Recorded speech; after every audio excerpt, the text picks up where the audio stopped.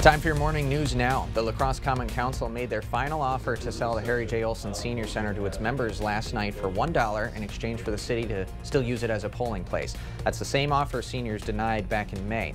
The center's attorney says under this offer, the center would still need the city's approval for major changes, even if the center owns the building. Let's say we had to respond to a leaky roof and we had to borrow some of the money from a bank. We couldn't do that without city council approval, and that would take months, as you can see. The seniors will meet next week to discuss the offer, but he's not sure what the next step will be.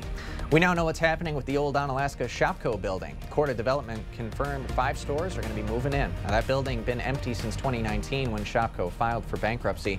According to the group, 5 stores going to be in by fall of this year. TJ Maxx, Home Goods, and Sierra. My wife is going to love that. And Ulta as well, and a Five Below will also be joining the area. Regional clinics and hospitals are helping out area families in need. Gunderson Health System is collecting food for area families. So between now and January 16th, the community is welcome to drop off non-perishable food items at the Gunderson locations in La Crosse and Onalaska. And your donations will go to La Crosse's Hamilton Early Learning Center and the Onalaska Schools Food Pantry. We know that having food on the table, having breakfast helps learn. So that's why we continue to collect food items throughout the year, because we know that the need is still present. If you'd like to help, we've got more information at news8000.com. The West Salem Police Department getting a new furry member. School resource officer Nate Ganrud and his wife are training their dog Griffin to be a therapy dog. Griffin will be visiting West Salem schools to provide emotional and mental support, and according to Ganrud, this will be the first time they've used a therapy dog. I haven't specifically set the roles yet, but he's going to provide comfort and just happiness, hopefully. Happiness, definitely. Multiple organizers contributed to getting Griffin trained, including Doggy Business LLC and the West Salem Business Association. The police department says they're very thankful for all the support. And one final look at the next 8 days. There you go. Temperatures will be in the 20s today, 30s for Saturday.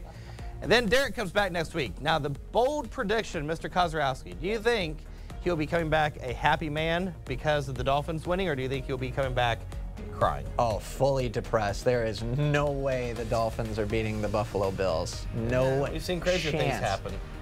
You know, if Tua was healthy, of course, maybe we're having a slightly different conversation, because they did play each other very tough about a month ago near Christmas. That was a fun game. But they also had like 6 feet of snow, too. They did, but Skylar Thompson at quarterback, that's quite a drop-off, and they could barely beat the Jets last week with Joe Flacco at QB. So I guess I can't even say fingers crossed for Derek, because I'm rooting so hard for the Buffalo Bills this weekend, and I think most of America is as well.